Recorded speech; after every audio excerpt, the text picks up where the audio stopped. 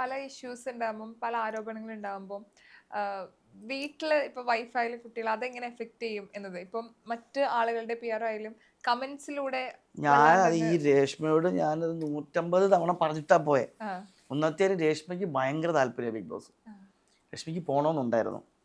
അപ്പോൾ ഞാൻ രേഷ്മയോട് പറഞ്ഞു, രേഷ്മ ഇങ്ങനെ വേറെ ടീമുകളൊക്കെ നമ്മളെക്കുറിച്ചൊക്കെ പറയും, അപ്പം അതൊന്നും നീ കേട്ട് വിശ്വസിക്കരുത് എന്ന് ഞാൻ പറയുകയും പുള്ളിക്കാരിക്ക് അത് വ്യക്തമായിട്ട് അറിയാം.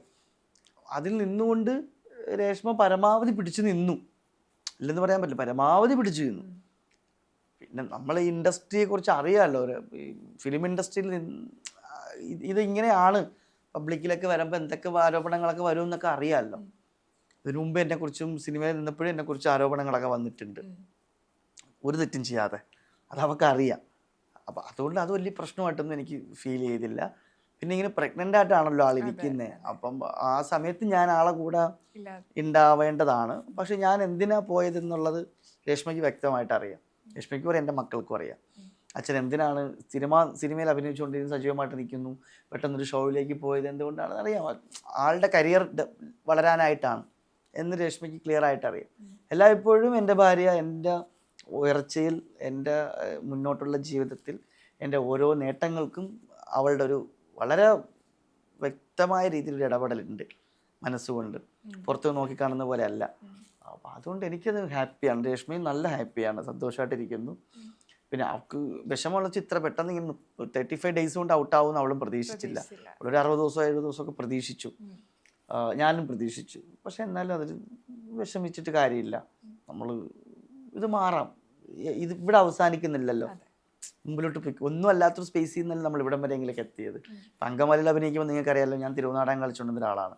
അവിടെ നിന്ന് ഞാൻ അങ്കമാലി എഡിസിലേക്ക് എത്തി, സിനിമാ നടനായി, സിനിമയിലെത്തി, ഇപ്പം ഒരു ചാനലിൽ ഒരു വലിയൊരു റിയാലിറ്റി ഷോയിൽ പങ്കെടുത്തു. ഇതെല്ലാം എൻ്റെ ഓരോ നേട്ടങ്ങളാണ്, എൻ്റെ ഓരോ പഠനങ്ങളാണ്. ഇനി അടുത്തത് എൻ്റെ പുതിയ സിനിമ ഇറങ്ങാൻ വേണ്ടി പോകുന്നു, അടുത്ത സിനിമ. മുമ്പിലോട്ട് പോകുന്ന ജീവിതത്തിൽ ഇനിയും ഒരുപാട് നല്ല നല്ല അവസരങ്ങൾ വരട്ടെ. എല്ലാം ഞാൻ നന്നായിട്ട് തന്നെ എൻ്റെതായ രീതിയിൽ ഉപയോഗിക്കാൻ ശ്രമിക്കും. ഇപ്പം ഫാമിലി റൗണ്ട് നടന്നുകൊണ്ടിരിക്കുകയാണല്ലോ.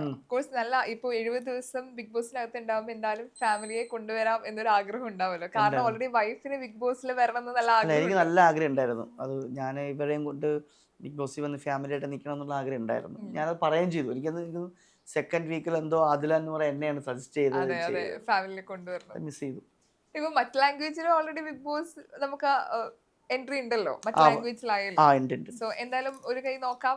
വിളിച്ചാൽ പോവും, ഉറപ്പായിട്ടും പോവും. പിന്നെ ഇത്രയും വലിയൊരു പ്ലാറ്റ്ഫോം, ഇത്രയും വലിയൊരു ചാനലിൽ ഷോ നടത്തുമ്പോൾ ഉറപ്പായിട്ടും വിളിച്ചാൽ പോവും.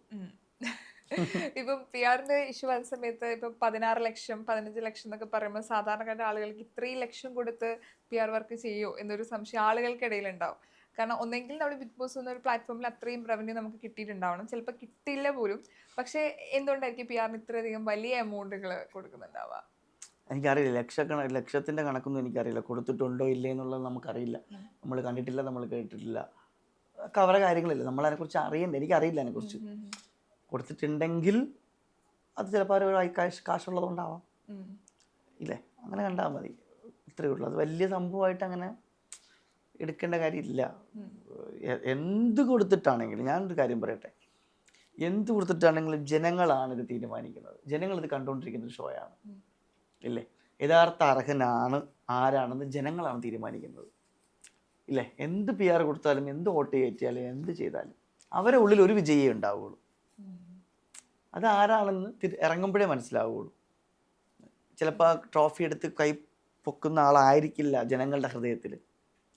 ഇത്രയും ദിവസം ആയല്ലോ, പല ആൾക്കാരുടെയും നന്മ മരമൊക്കെ പോവും, പല ആൾക്കാരുടെയും ചേട്ടൻ കളിയൊക്കെ മാറും, ഇല്ലേ? കുറച്ച് ആൾക്കാരൊക്കെ അവിടെ മറ്റേ നമ്മളെ ഹിറ്റ്ലർ മാധവൻ കുട്ടിയായിട്ടൊക്കെ കളിക്കുന്നുണ്ടല്ലോ. അവരുടെയൊക്കെ മാറ്റങ്ങളൊക്കെ വന്നു തുടങ്ങി, അവരുടെ വാക്കുകളിലും നാക്കിലൊക്കെ. ശരിയല്ലേ? അത് കാണണമല്ലോ നമ്മൾ. അതിലൊക്കെയാണ് നമ്മൾ അന്ന് 2 ആഴ്ച മുമ്പ് ഇയാൾ ഇങ്ങനെ ആയിരുന്നില്ലല്ലോ, 2ാമത്തെ ആഴ്ച കഴിഞ്ഞപ്പോൾ ഇയാൾ ഇത്രയും പ്രശ്നക്കാരനാണല്ലോ, അപ്പം ഇതിലേതാണ് ശരി, ഏതാണ് തെറ്റെന്നൊക്കെയാണ് നമ്മൾ ചിന്തിക്കേണ്ടത്. ഇവിടെ പുറത്ത് കിടക്കുന്ന വിഷയങ്ങളൊക്കെ അത് നടക്കാതെ എല്ലാ വർഷവും ഉള്ളതല്ല, അത് നടക്കട്ടെ. അതിനെ ചൊല്ലി ഒരു വിഷയം ഉണ്ടാക്കേണ്ട കാര്യമൊന്നുമില്ല. ബിന്നിക്ക് ഇത്രാമത്തെ ദിവസമാണോ ബിന്നിക്ക് ഇത് പറയാൻ തോന്നി? 10-70 ദിവസമായി. ബിന്നി പറയാൻ തെറ്റുന്നല്ല, ബിന്നിക്ക് നേരത്തെ പറയാമായിരുന്നല്ലോ. പിന്നെ ഈ അവസാന നിമിഷം എടുത്തിട്ട് ബിന്നി ഇങ്ങനെ അനുവിനോട് പറയേണ്ട കാര്യം എന്താ? അത് ബിന്നിയുടെ ഗെയിം സ്ട്രാറ്റജിയാണ്. എന്നാൽ ബിന്നി അനുമോളത് കേട്ട് അനു തക്ക മറുപടി കൊടുത്തല്ലോ. എന്താ കൊടുത്തത്? യെസ്, ഞാൻ PR കൊടുത്തിട്ടുണ്ട്. എനിക്ക് ക്ലാരിറ്റി വരുത്തേണ്ട ഒരു കാര്യത്തിലേ ഉള്ളൂ. ഒരു കാരണവശാലും ഒരു കാര്യത്തിലും ഞാൻ PR കൊടുത്തിട്ടില്ല. 1. 2, എനിക്ക് നല്ല സപ്പോർട്ട് ഉണ്ടായിരുന്നു. എൻ്റെ കണ്ടൻറ്റുകളൊക്കെ നല്ല രീതിക്ക് എൻ്റെ സുഹൃത്തുക്കളും എൻ്റെ മീഡിയ ഫ്രണ്ട്സൊക്കെ ചെയ്ത് നല്ല പ്രൊമോഷൻ ചെയ്തിട്ടുണ്ട്. അതുകൊണ്ട് തന്നെ അതിനെ PR എന്ന് വിളിക്കാം. ഒരു കാശ് ഒരാൾക്ക് കൊടുത്തിട്ട് ഇങ്ങനെ ആർക്കും അങ്ങനെ എന്നെ ജയിപ്പിക്കണമെന്നും പറഞ്ഞാൽ ഞാൻ അങ്ങനെ ആരോടും ചെയ്തിട്ടില്ല. ട്രസ്റ്റ് ഇഷ്യൂ ആളുകളുടെ ഒരു മാറ്റം കാണുന്നുണ്ടല്ലോ. അപ്പോൾ ഒരു മാസം കഴിഞ്ഞപ്പം പെർഫോമൻസിലായാലും ആറ്റിറ്റ്യൂഡിൽ ഇപ്പം പറഞ്ഞതുപോലെ തന്നെ മാറ്റങ്ങൾ കാണുമ്പോൾ സർപ്രൈസ് ആവുന്നുണ്ടോ? മാറട്ടെ, ഇനിയും കുറേ മാറാനുണ്ട്, കുറേ പൊളിയാനുണ്ട്, കുറച്ച് ആൾക്കാരെയൊക്കെ. മാറട്ടെ, അങ്ങനെ മാറും, എന്താണെങ്കിലും മാറും. ഇതുവരെ നമ്മൾ കണ്ടിട്ട് സീസണിൽ ലാലേട്ടൻ്റെ ഓറ കുറച്ച് ഡിഫറെന്റ് ആയിട്ട് ഓരോ തവണ വരുമ്പോഴും നമുക്ക് പേടിയാണ്. അതെ അതെ അതെ ഭയങ്കര രസമാണ്. അതെങ്ങനെയുണ്ട് ഈ സീസണിൽ? കുറച്ച് കൂടുതലാണ്. ലാലേട്ടൻ വരുമ്പോൾ എന്ന് വെച്ചാൽ എനിക്കാണ് തോന്നിയത് ഏറ്റവും ഭയങ്കര ടെൻഷൻ. ബാക്കി ആർക്കും അങ്ങനെ വലിയ ടെൻഷൻസ് ഒന്നും ഇല്ല. ഞാൻ ഭയങ്കര ടെൻഷൻ. എല്ലാവരും ചോദിക്കും എന്തിനാണ് അപ്പാനി ഇത്ര ടെൻഷൻ അടിക്കണ കാര്യം. ശരി, എന്തെങ്കിലും പറഞ്ഞു കഴിഞ്ഞാൽ എൻ്റെ കയ്യിൽ നിന്ന് ഞാൻ മൊത്തം തകരും.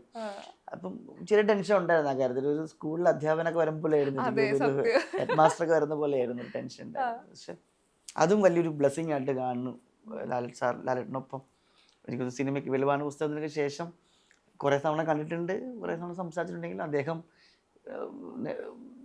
നയിക്കുന്ന ഇത്രയും വലിയൊരു ഷോയിലൊരു ഭാഗമാവാൻ പറ്റിയതിൽ ഒത്തിരി സന്തോഷം.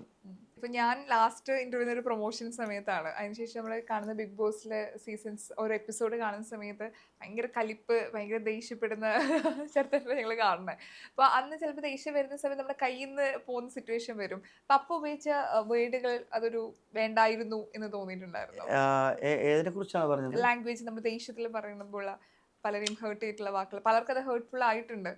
അതിലയോട് ഞാനൊരു ടോക്ക് ഉണ്ടായപ്പോൾ, ഒരു സംസാരം ഉണ്ടായപ്പോൾ, ഇത് ഞാൻ മാത്രമല്ല പറയുന്നതെന്ന് നിങ്ങൾ ആദ്യം മനസ്സിലാക്കണേ പ്ലീസ്. നിങ്ങൾ എന്നെ ഒരു കുഴപ്പക്കാരനാക്കരുത്. എല്ലാവരും അത്യാവശ്യം നന്നായിട്ട് തെറി പറയും, ദേഷ്യം വന്നാൽ രണ്ട് തെറി വാക്കൊക്കെ പറഞ്ഞ് സംസാരിക്കുന്ന ആൾക്കാരൊക്കെ തന്നെയാണ് എല്ലാവരും. നിങ്ങൾ തെറി പറയില്ലേ ദേഷ്യം വരുമ്പോൾ? ഒരിടത്തും പോലും പറഞ്ഞിട്ടില്ലേ? ഇനി പറയില്ല. ആരെങ്കിലും മോശമായിട്ട് എന്തെങ്കിലും ബിഹേവ് ചെയ്ത് കഴിഞ്ഞാൽ നമുക്ക് ദേഷ്യം വന്നിട്ട് കൈയെടുത്ത് മാറ്റാ എന്നൊക്കെ ദേഷ്യപ്പെടുത്തി പറയും, വായിൽ വരും.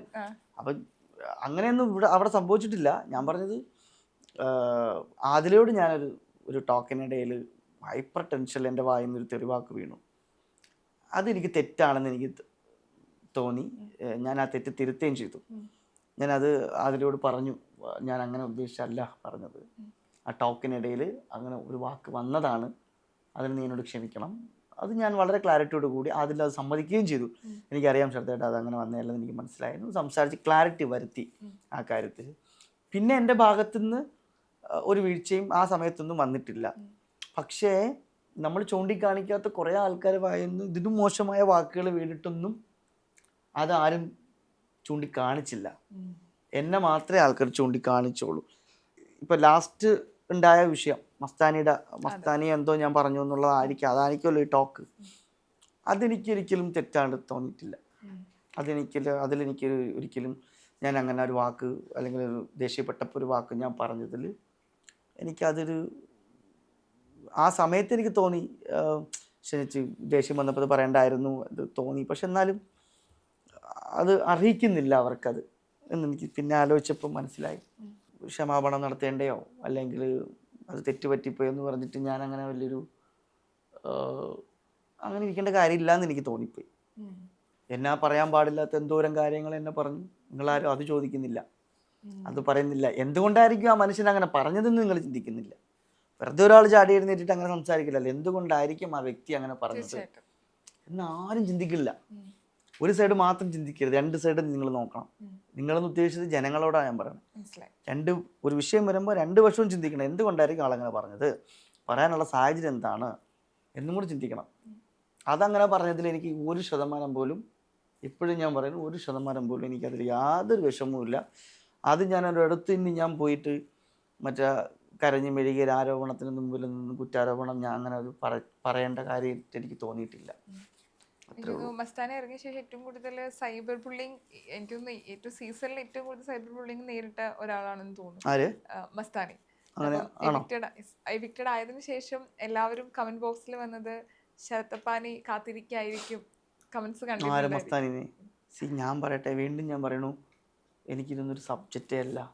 പ്രത്യേകിച്ച് മസ്താനി സബ്ജക്റ്റ് അല്ല, ആ വിഷയം ഞാൻ അവിടെ കളഞ്ഞു.